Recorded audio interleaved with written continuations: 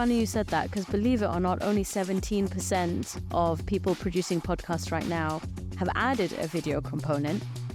I don't know why it's so numbers, low. I do love numbers. So to me, it's astounding that the number is as low as 17%, or the fact that you've just, suggested that, don't worry about video, just go to audio. It's astounding to me, because the video is what I feel hooks the new audience in.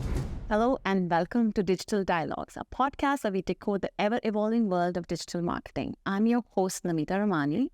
I'm your digital marketing expert, and with me is my co-host and the content marketing queen, Reim and Thank you so much, Namita. I'm super excited for today's episode because we are delving deep into the world of podcasts. So podcasts, I find this really interesting because I think both of us have been fans of podcasts for a really long time. 10 years for me. I'm about the same, actually. And I actually remember conversations with people where I'd say, oh my God, I love this podcast. And they'd go, podcast? What's a podcast? Do you remember that? Absolutely. And whenever I drive, my house and my office is very far, so about 40 minutes distance. And I love that time. That's my me time. And that's when I play all my favorite episodes or listen to my podcast channels.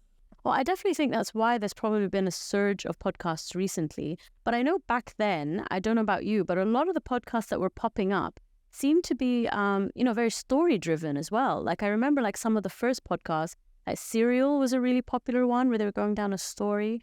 I know locally, Arwa from Frying Pan Adventures is someone I've always enjoyed listening to.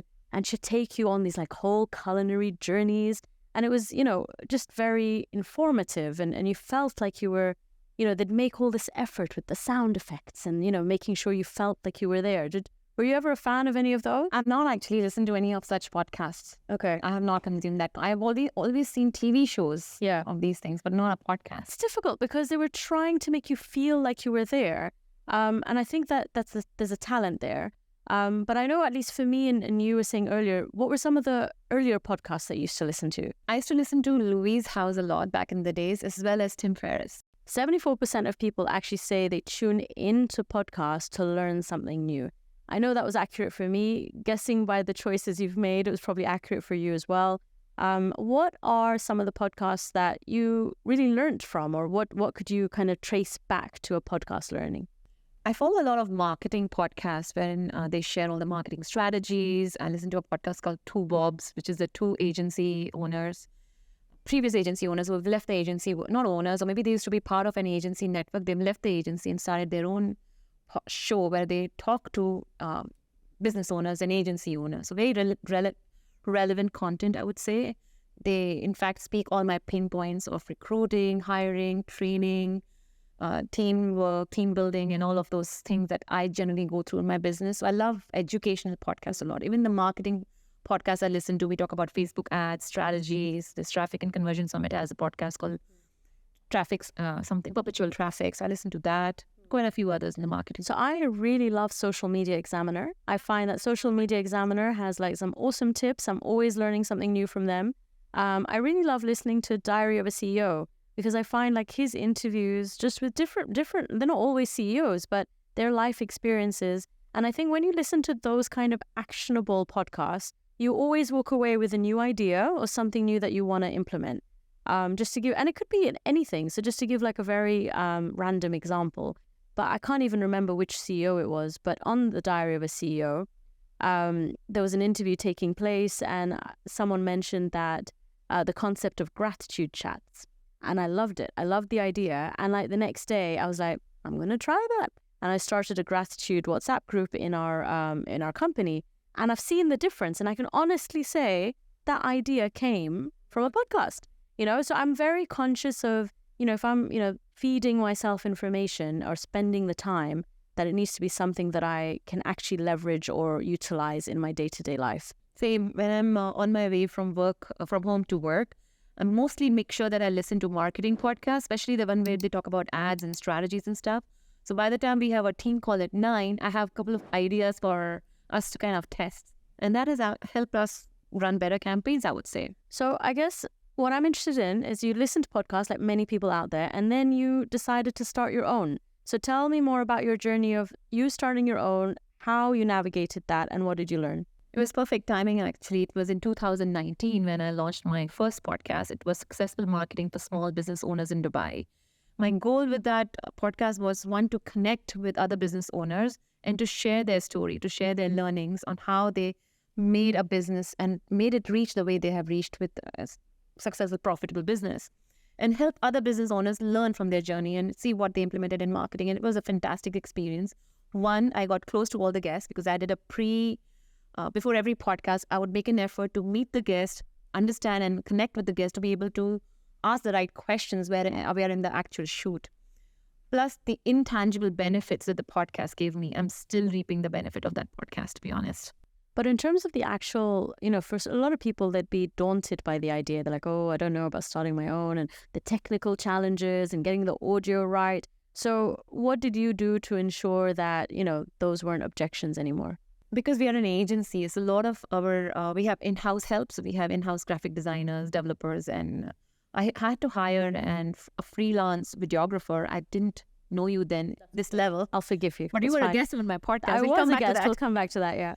So if you have your freelance videographer sorted and audio sorted, it's very easy to put together, to collect these files and then upload them on this app called Anchor, which is owned by Spotify now. And I think the name is also changed to Spotify for podcasters or something. And that app automatically releases the podcast for you on Spotify, iTunes, and some other important platforms. So it's not that difficult. It's small steps and they are learnable and everybody can put together a podcast. So I'm going to forgive you for the freelance videographer, but the point is get professional videography done. But yes, absolutely. I think the tools are there and I think there's enough information out there to help you get started. And I think you made a valid point in terms of it helping you build relationships with people. So I was a guest on your podcast and something that I definitely value from being a guest is the exposure to someone else's audience. So I would say part of just opening yourself up to podcasts is creating podcasts, but the second is not shying away from the opportunities to be visible as a guest on other people's podcasts.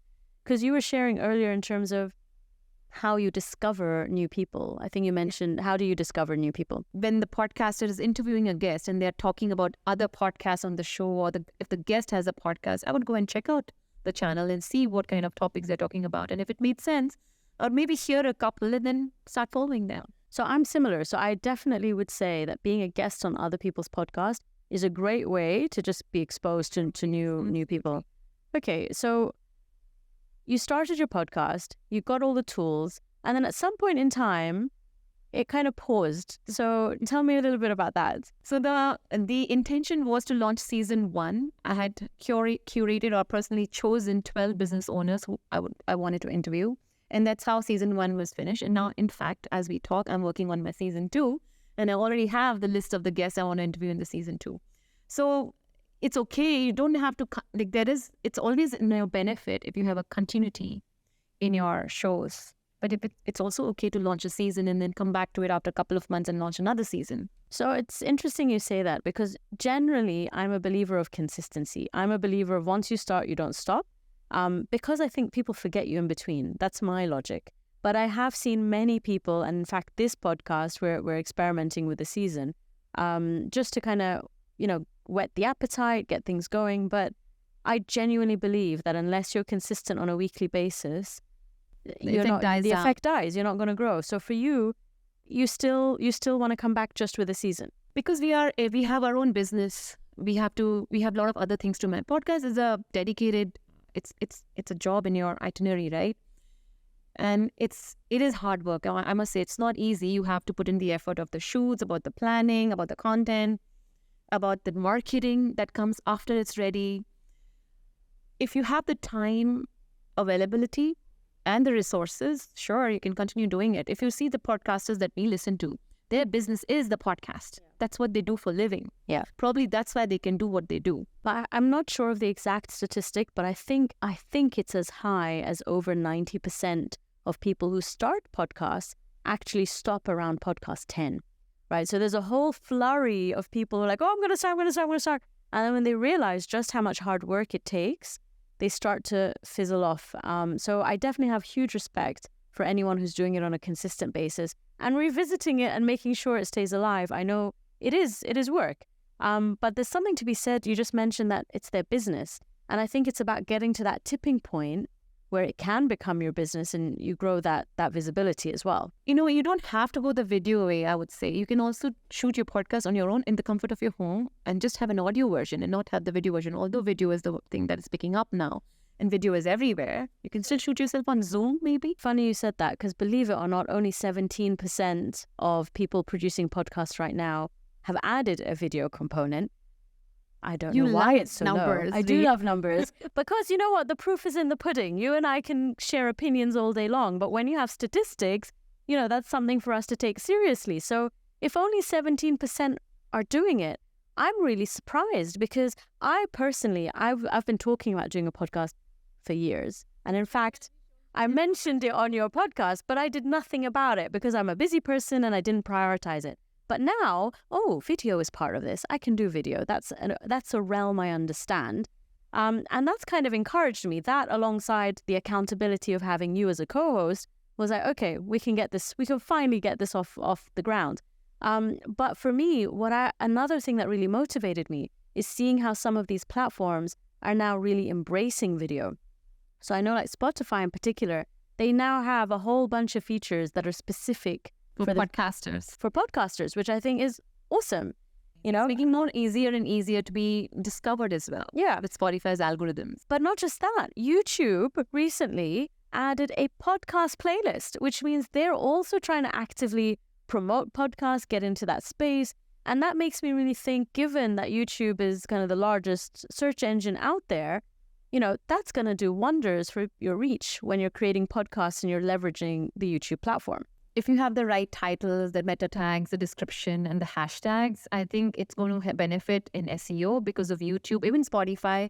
And eventually, when AI picks up, it's going to basically take all this text description of your video and bring it up, and users are using AI to listen to relevant content. So, but honestly, I'm stuck on this video point, because for me, what I'm seeing more and more, like on my Instagram feed, are all these teasers of everyone's podcast. We obviously tease our own podcast, but that generally is where I first come across someone. Like, I'm not sitting there, maybe that's just me, but I'm not sitting there scrolling, through Google and trying to figure out, which podcast am I going to subscribe to today? I tend to be on a social platform like Instagram, see these short teasers and snippets, which that's the purpose of them. They've been produced to catch my attention. Now I'm like hooked.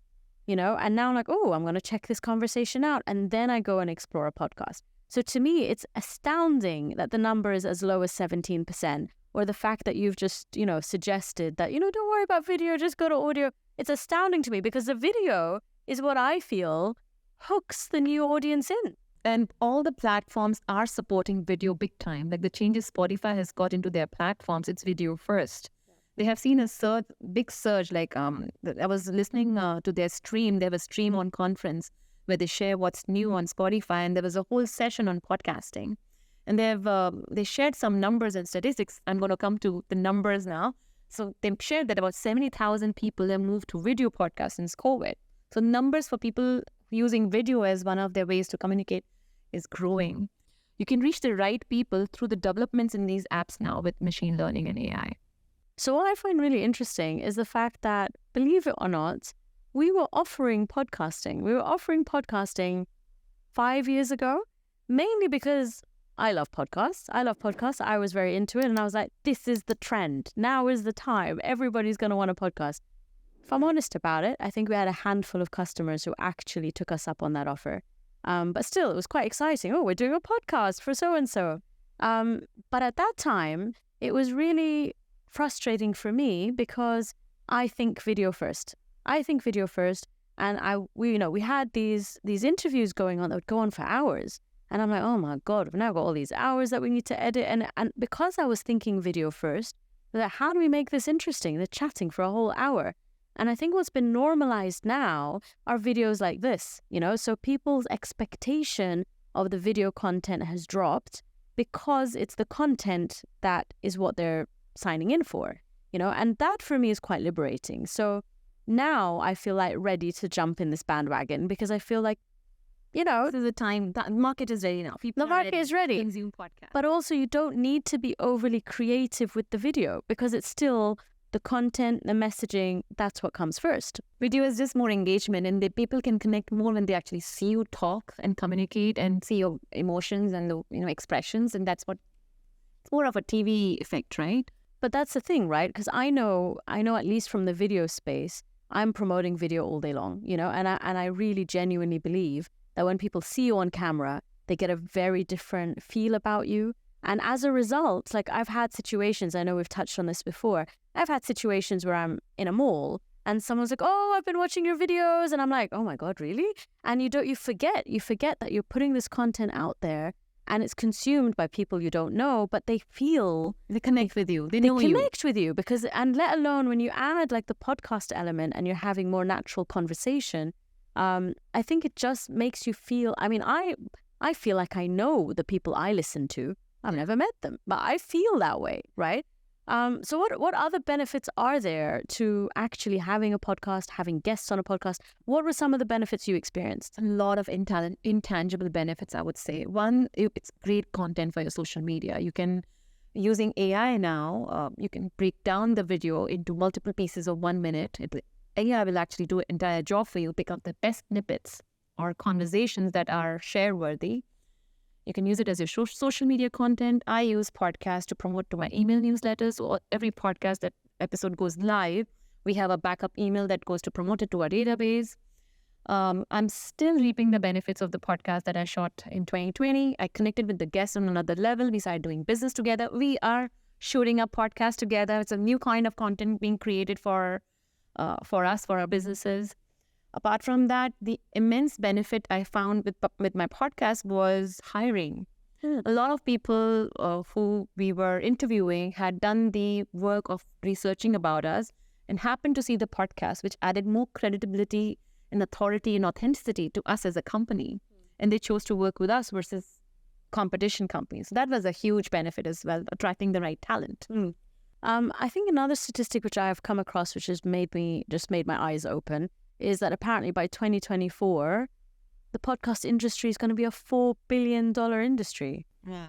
$4 billion. So when you say, we were talking about podcasters earlier and you said it's a business for them, it can legitimately be a business. So it is content creation for social, but then you've got brands out there that are now doing this more regularly. You've got brands that want to partner with you and integrate with you. And again, I know there are high numbers associated with sales through podcasts. You get sponsors on board, and often I have been introduced to new brands that I've never heard of just because they're sponsoring a podcast. Have you had any experiences like that?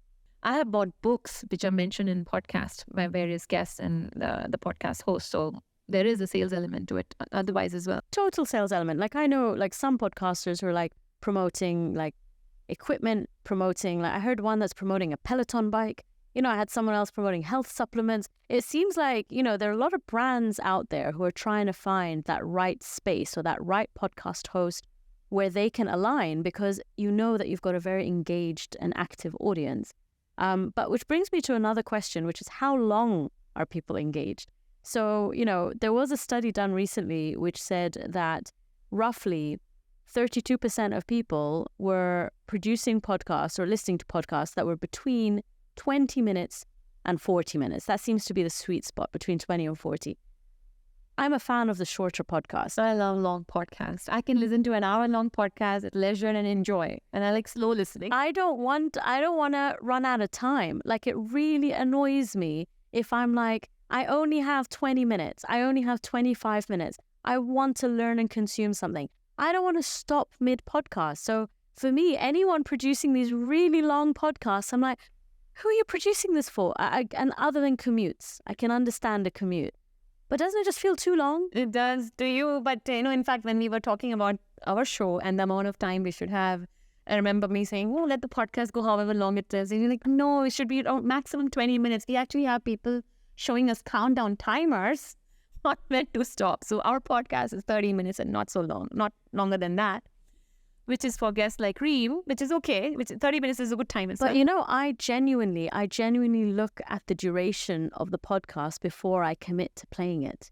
Like that is a decision break moment for me, which is why I really appreciate some of the podcasters who are creating the shorter sound bites. So quite a lot of you mentioned Lewis Howes earlier. I also follow him. Like he has his long podcast. So usually 60 minutes and above. But now, I think it's been about 6 months, maybe longer, where he releases his shorter, like 15 minutes, 7 minutes. Those I love. Like those I can wake up in the morning, play one of those, and I'm good to go. So I can see that there is a place. I understand long form for, let's say, a commute, but the shorter ones, I can see a place for the 7 minute, 10 minute. There's a place for the 15, 20 minute.